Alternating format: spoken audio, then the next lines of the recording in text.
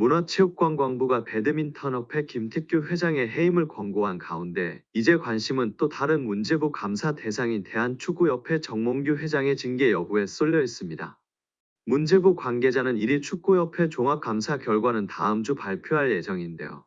11월 6일이나 7일쯤으로 일정을 고려하고 있으며 정몽규 축구협 회장에 대해서는 징계를 권고하는 안이 예상된다고 밝혔습니다. 문체부는 지난 7월부터 축구대표팀 감독 선임 등 논란이 일자 축구협회 특정 감사에 착수했습니다. 지난달 2일 홍명보 대표팀 감독 선임을 둘러싼 논란에 대해 중간감사 결과를 발표했습니다. 중간감사 결과의 골자는 홍명보와 클린스만 전 대표팀 감독 선임 과정이 불투명하고 불공정했다는 것이었습니다. 다음 주 발표하는 감사 종합 결과는 감독 선임 과정뿐 아니라 대한축구협회 전반의 운영 실태에 대한 문제점이 지적됩니다. 특히 문체부가 집중적으로 들여다본 대목은 국고 보조금이 제대로 사용됐는지 여부, 천안축구종합센터에 투입된 국고 보조금을 용처에 맞게 사용했나가 핵심인데 문체부는 축구센터 내부의 경기장을 건축하는 과정에서 국고 보조금이 유용된 정황을 파악한 걸로 알려졌습니다. 또한 감독 선임 과정에서도 이사회 의결을 거치지 않는 등 규정 위반이 지적될 것으로 보입니다. 이 같은 축구협회의 부적절한 행정에 대해 문체부는 정몽규 회장의 징계를 검토하고 있는데요. 관건은 배드민턴협회 김택규 회장에게 내린 수준인 해임 권고까지 갈 수 있느냐는 것입니다. 문체부가 정 회장의 해임을 권고할 경우 축구협회는 스포츠공정위원회를 열어 정 회장의 해임을 논의할 수 있습니다. 축구협회 공정위원회 규정 3장 13조에는 협회 및 시도단체, 연맹체의 임원에 대해 제명과 해임이 명시되어 있습니다. 다만 축구협회 스포츠공정위원회의 구성이 이사회 결의를 통해 정몽규 회장에게 위임됐을 경우 이기훈 대한체육회장의 경우와 마찬가지로 자신이 뽑은 공정위원들이 자신의 거취를 결정할 수 있는 상황과 비슷해지기 때문에 논란이 예상되고 있습니다. 축구계의 정통한 관계자는 국고 보조금 사용의 경우 꼭 그름에 있어 다툼의 여지가 있기 때문에 해임 사유까지는 되지 않을 것으로 봅니다. 다만 정 회장에게 일정 수준의 징계가 내려질 수는 있을 것이라고 관측했습니다. 정 회장에게 해임이 아닌 수준의 징계가 내려진다고 해도 사선 연임이 확실히 보장되는 것은 물론 아닌데요. 정 회장이 사선 연임에 도전하기 위해서는 상급 기관인 대한체육회 스포츠공정위원회의 심의를 거쳐야 하는데 12월 중순 공정위가 열릴 예정입니다. 다만 연임 심사 평가 항목에 징계 이력 및 개인 범죄 사실이 포함되어 있기 때문에 문체부 감사 결과에 따른 징계 꼬리표가 붙는다면 연임 심사에 걸림돌이 될 수도 있습니다.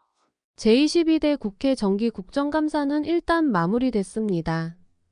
대한축구협회 정몽규 회장은 지난달 국회 문화체육관광위원회의 현안 질의에 참석한 데 이어 24일 국감 종합감사에도 증인으로 출석해 여야 의원들의 날 선질의 공세에 시달렸습니다. 현안 질의 때는 질문 요지를 벗어난 엉성한 답변으로 일간에 크게 질타받았지만 국감에선 비교적 명확한 입장과 정리된 견해를 밝히는 등 조금 다른 모습을 보여 눈길을 끌었습니다. 그런데 아직 끝이 아닌데요. KFA에 대한 문화체육관광부 차원의 감사 최종 결과 발표가 기다리고 있습니다. 정확한 발표 일정은 잡히지 않았으나 애초 예정됐던 이달 30일은 지금으로선 어려워 보입니다. 유인촌 문체부 장관은 국감 당시 감사 결과 발표가 조금 미뤄질 수 있다고 밝혔습니다. 홍명보 국가대표팀 감독 선임 과정에서 불거진 공정성 논란이 한창 들끓던 7월 기초조사를 거쳐 실지 감사를 진행한 문체부는 감독 선임에 대한 조사 결과만 중간 발표 형태로 공개했습니다. 나머지 행정 난맥상에 대한 부분은 아직 밝히지 않았는데요. 문체부는 실지 감사는 거의 마무리됐으나 최종 단계인 정 회장과 면담이 마무리되면 시일을 정하겠다는 방침입니다. 29일 서울에서 개최될 예정인 아시아축구연맹 어워즈와 각급 산하위원회 컨퍼런스 일정도 고려됐습니다. AFC의 연례 행사 중 가장 큰 규모이자 한 해를 마무리하는 의미도 담은 터라 문체부가 굳이 이 행사를 망칠 필요는 없습니다. 최종 감사 결과에 대한 체육계의 전망은 분분한데요. 알맹이가 빠진 듯했던 대표팀 감독 선임 중간 발표와 딱히 다를 게 없을 것이란 예상이 있는 반면 일각에선 추상적 내용이 아니라 수치와 팩트 중심의 사안이 집중적으로 다뤄진 만큼 수위가 상당할 것이라고 보기도 하는 상황입니다. 정확히 어떤 내용이 담길지는 파악되지 않았으나 지도자 라이선스 이수자 선정 특혜, 심판 문제, 운영비 활용 문제, 특정 에이전시와 유착 의혹 등이 종합적으로 담길 것으로 보입니다. 실제로 문체부는 그동안 KFA가 프로 및 대표팀 감독이 되기 위해 반드시 소지해야 할 P급 지도자, 라이선스 교육 이수자를 선정하면서 일부 지도자에게 특혜를 줬다는 정황을 포착하고 KFA 담당자에게 경위를 캐물은 것으로 알려졌습니다. 국회 문체위 국감과 함께 문체부 감사가 관심을 끄는 것은 정 회장의 사연임 도전 여부에 적잖은 영향을 주기 때문인데요.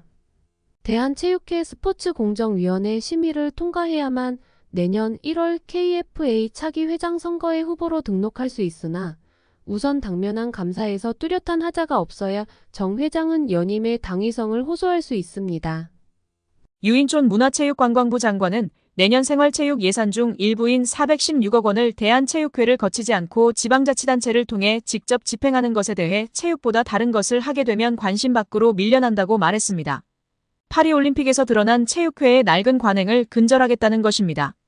축구협회가 최근 스폰서 파트너인 하나은행에서 600억 원대 마이너스 통장을 개설한 것에 대해서는 협회 관계자 징계 요구 등을 거론했습니다. 유 장관은 원래 문체부 승인을 받아야 하는데 그렇게 안 한 것 자체가 위반이라며 절차상 문제 등을 따져 관계자 징계를 요구하고 다른 조치도 할 수 있는지 검토하고 있다고 밝혔습니다. 정몽규 취임 후 보조금은 11년간 3배 늘었습니다. 정부 보조금은 연간 최소 110억 원 수준이며 스포츠 토토 등 복표 수익 연간 200억 원이 지원되고 있습니다. 주요국 정부 보조금 없거나 의존도 낮으며 피파 랭킹 20위권 국가들은 70% 이상이 협회장은 전문 경영인이 하고 있고 이외 축구인 등이 하고 있습니다. 우리나라처럼 재벌 총수가 회장인 곳은 단 한 곳도 없습니다. 대한축구협회에 연간 약 300억 원의 국가재정이 투입되면서 수익에서 정부 의존도가 약 30%에 달하는 것으로 나타나며 충격에 빠졌습니다. 사실상 정부 재원이 아니면 운영이 어려운 셈입니다. 미국과 일본 등 주요국은 국가보조금 의존도가 낮은 가운데 축협의 재정 자립을 촉구하는 목소리가 나오고 있습니다. 18일 한경닷컴이 축협의 손익계산서를 분석한 결과 지난 2013년 이후 보조금과 복표 수익을 제외하면 연 평균 300억 원 적자를 기록하고 있습니다. 축협의 손익계산서는 정부 재정 비중이 상당한 보조금과 스포츠 토토 등으로 알려진 복표 수익을 포함해 계산하면 재정 상황이 좋아지는 것처럼 보입니다. 복표 수익은 국민체육진흥공단이 국민체육진흥기금 조성을 위해 운영하는 국가정책 사업에서 발생하기 때문에 정부 재원을 배분하는 세금의 성격을 가지는데요. 축협의 당기순이익은 최근 5년간 코로나 팬데믹으로 입장료 수익 등이 없어 38억 원의 적자를 기록한 2020년을 제외하곤 늘어나는 듯한 모습입니다. 2020년까지만 해도 보조금과 복표 수익은 연간 300억 원이었는데 2022년부터는 500억 원 안팎으로 급증했습니다. 이렇게 지난 11년간 축협이 쓴 보조금은 총 1,809억 원, 복표 수익은 총 2,058억 원으로 총합 3,867억 원에 육박한다는 사실이 알려지자 축구팬들부터 국민들까지 분노가 들끓고 있습니다. 최고의 황금 세대를 가지고 제대로 일처리도 못하면서 정부 지원금이 무려 3,000억 원이 넘는 소식에 다들 뒷목을 잡고 쓰러지기 일보 직전입니다.